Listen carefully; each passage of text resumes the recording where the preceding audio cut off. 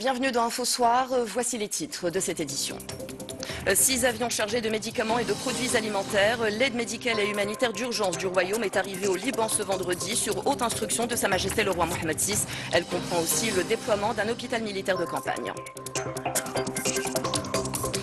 1018 nouvelles personnes ont contracté le Covid-19 au Maroc, 12 autres ont succombé à la maladie et 995 se sont totalement remises. Les guérisons qui ont atteint un nombre record ces dernières 24 heures. Vous suivrez dans ce journal les détails du point de presse du ministère de la Santé. Elle arbore fièrement et pour la toute première fois le label Pavillon Bleu qui consacre notamment la qualité des eaux de baignade. La plage des Nations de Bourknadel près de Salé a reçu son précieux sésame cette année, suscitant un sentiment de fierté au sein de la population locale. Bonsoir, c'est ce matin qu'ont atterri à Beyrouth les 6 avions chargés de l'aide médicale et humanitaire d'urgence envoyés sur haute instruction royale. Elle comprend notamment des médicaments, des produits alimentaires ainsi que du matériel médical de prévention contre le Covid-19.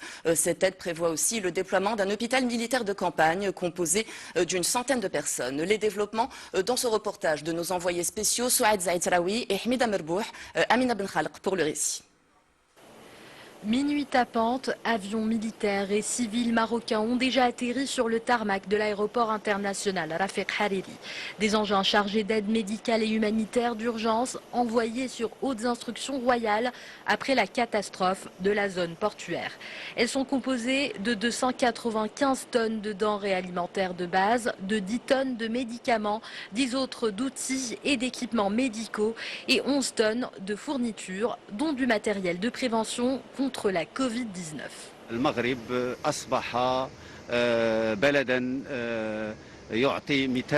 Maroc donne aujourd'hui l'exemple en matière de solidarité avec tous les pays frères et les soutient lorsqu'une épreuve se présente.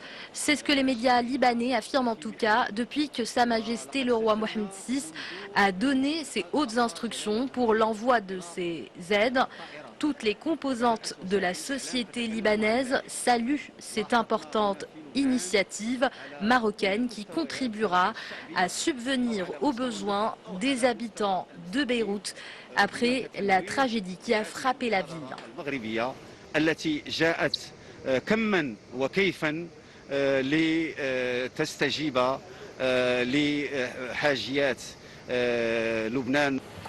Arrivée également d'une partie des 100 professionnels qui composent l'hôpital militaire de campagne, une structure qui accueillera les personnes blessées dans cette catastrophe. Elle abritera un bloc opératoire, des unités d'hospitalisation, de radiologie et de stérilisation, un laboratoire et une pharmacie. Une initiative largement saluée par un Liban qui pense encore ses blessures. شكر كتير كبير للمملكة المغربية ممثلة بجلالة الملك محمد السادس. Je remercie Sa Majesté le Roi Mohammed VI pour cette initiative très généreuse du Royaume. Nous sommes touchés par autant de solidarité de la part du peuple marocain. Nous espérons que cela constitue un premier pas vers une consolidation des relations dans plusieurs domaines entre le Maroc et le Liban. À la tombée du jour, le déchargement des aides se poursuit et un autre avion militaire atterrit à Beyrouth avec à son bord des équipes médicales de l'hôpital de campagne. Parmi ces équipes, 14 médecins, toutes spécialités confondues. Le gouvernement libanais a exprimé sa profonde gratitude pour l'initiative de Sa Majesté le Roi Mohammed VI, considérée comme l'une des plus importantes aides reçues par le Liban, et selon une déclaration du directeur des affaires arabes au ministère libanais des Affaires étrangères. Il évoque une expression de solidarité de la part du Maroc qui a toujours fait preuve d'un fort attachement aux valeurs de solidarité avec les pays frères. Qu'est-ce qui a provoqué l'explosion causée par un incendie dans un énorme dépôt de nitrate d'ammonium au port de Beyrouth? Le président libanais Michel Aoun évoque 2 pistes, la négligence ou un missile. Près de l'épicentre de la déflagration devenu un champ de ruines, les secouristes s'activent toujours pour retrouver des survivants. L'explosion a fait, selon un dernier bilan, au moins 154 morts et plus de 5000 blessés. Reportage de nos envoyés spéciaux Souad Zaïtraoui et Hamida Merbouh sur un récit d'Oussama Al-Bakali. 3 jours se sont écoulés depuis la double explosion ayant fait plus de 150 victimes et des milliers de blessés à Beyrouth. Si les équipes de secours, avec le peu de pelleteuses à l'appui, continuent leurs recherches près du Ground Zero, les Libanais, eux, sont toujours sous le choc. Tout est détruit à l'intérieur. Les engins lourds, comme les pelleteuses, sont enterrés sous des quantités monstrueuses de débris dans des trous profonds. Tant de morts, de pertes et de destruction. Notre cœur est brisé. On ne peut rien dire de plus. Je ne sais pas comment ce pays pourra se remettre. Dans les rues de la capitale libanaise, les ambulances vont et viennent entre des bâtiments saccagés par le souffle de l'explosion. Au palais présidentiel, le président Michel Aoun évoquait ce matin la possibilité d'une implication étrangère dans une déclaration médiatique.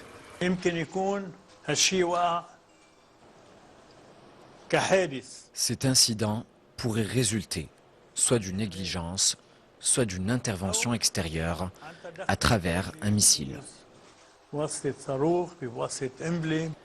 Alors que c'est la première fois que l'hypothèse d'une intervention étrangère est évoquée par un officiel libanais, Michel Aoun rejetait dans la foulée toute enquête internationale au lendemain de la proposition d'Emmanuel Macron.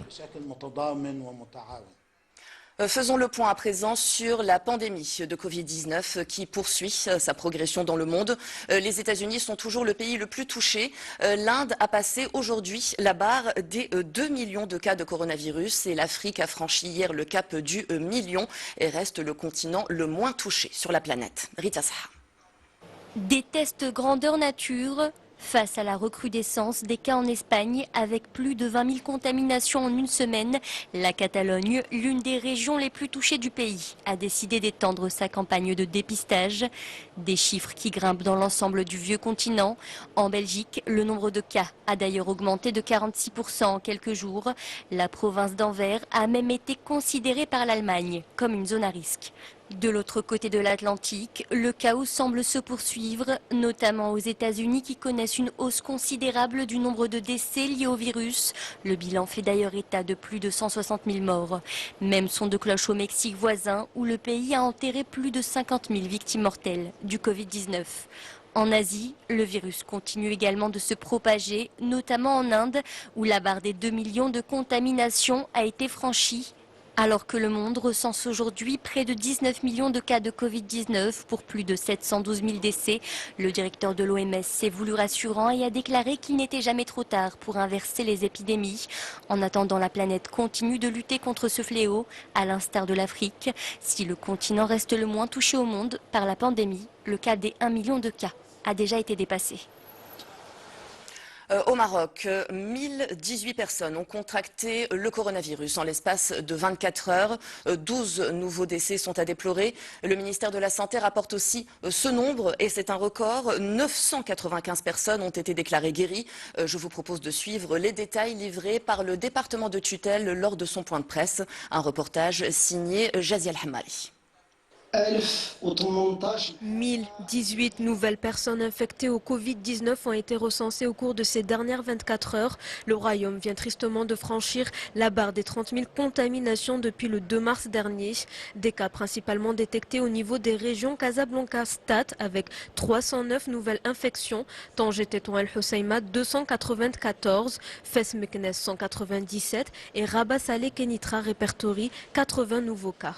Cependant, un chiffre encourageant redonne espoir. 995 rémissions ont également été enregistrées. Au total, 21 548 personnes ont gagné le combat contre la maladie, soit un taux de guérison de 70%. Le pays dénombre malheureusement 12 nouveaux décès. Le bilan fait état de 461 morts depuis le premier décès enregistré le 10 mars dernier. Concernant ces 12 décès, 5 sont à déplorer à Casablanca, 4 à Fès, 1 à Rabat, 1 à Tanger et 1 à Marrakech. Actuellement, 8 653 personnes sont prises en charge par les établissements de santé à travers le royaume. 127 sont admises dans les unités de réanimation et de soins intensifs et parmi elles, 23 sont intubées.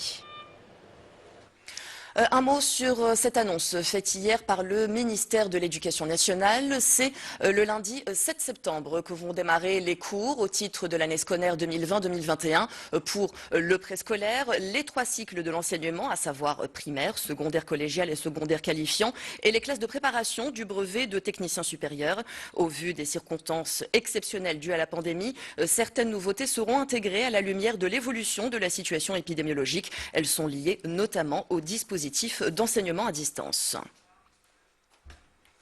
À présent, cette impressionnante saisie de drogue opérée dans les environs de Casablanca. Plus de 5 tonnes de Chira saisies et 3 individus interpellés, dont un Français d'origine marocaine. L'opération a eu lieu hier dans une ferme de la région de Hatswelm. Reportage Saïd Benzizou, le commentaire est de Rizlan Taibi. Ces 150 paquets de cannabis étaient sous terre, soigneusement entreposés dans un silo d'une ferme agricole dans la périphérie de Casablanca, plus précisément au niveau de Douar Ouled Mimoun dans la région de Hatswelm. La cargaison saisie pèse plus de 5 tonnes, 200 kg, une importante somme d'argent en coupure marocaine, soupçonnée de provenir d'actes criminels, a aussi été découverte. Il s'agit d'une opération de trafic de drogue de grande envergure qui a été déjouée hier soir grâce aux éléments de la Brigade nationale de la police judiciaire sur la base d'informations fournies par les services de la Direction générale de la surveillance du territoire. 3 personnes ont été appréhendées pour leur lien présumé avec un réseau criminel s'activant dans le trafic international de drogue et autres genres de psychotropes. Les 3 mis en cause ont été placés en garde à vue à la disposition de l'enquête préliminaire menée sous la supervision du parquet compétent en vue d'identifier les ramifications éventuelles de cette activité criminelle au niveau national et international. Direction la forêt d'Azrou, où un incendie s'est déclaré hier après-midi, ravageant 1,5 hectare de couvert végétal. Les agents de la protection civile et les gardes forestiers sont parvenus à circonscrire le feu en moins de 2 heures. Aucune perte humaine n'est à déplorer. Les détails dans ce reportage de Sarah Jabri et d'Elis Cohen. Hier, aux alentours de 15 h, un incendie s'est déclaré dans la forêt d'Azrou. Attisé par le vent, le feu s'est très vite propagé vers une zone aux accès difficiles. Au total, l'incendie a ravagé près d'1,5 hectare de cèdres et de chênes verts. Nous avons été surpris par les flammes. Nous avons eu très peur.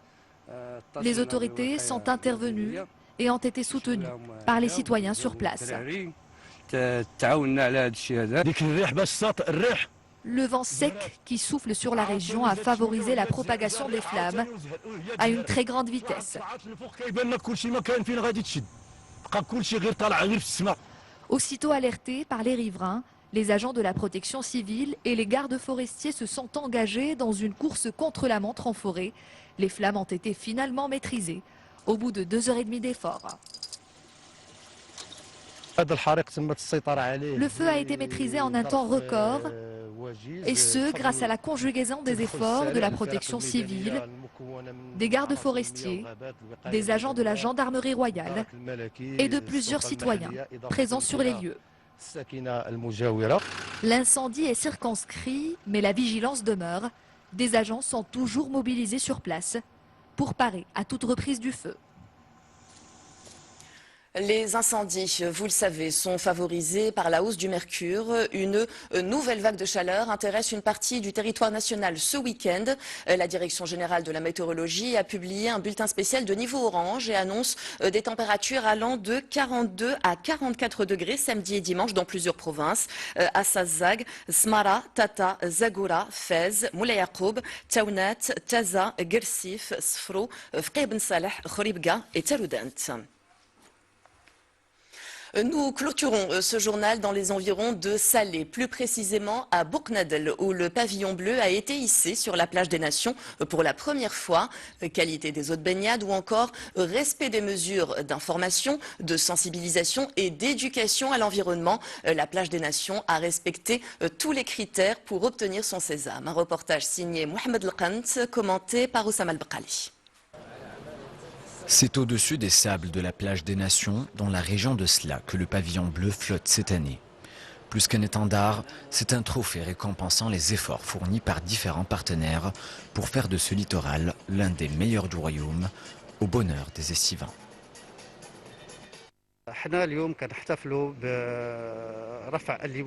Aujourd'hui est l'occasion de fêter l'attribution du pavillon bleu 2020 à cette plage, surtout après les efforts qui ont été fournis pour lui donner sa propre empreinte.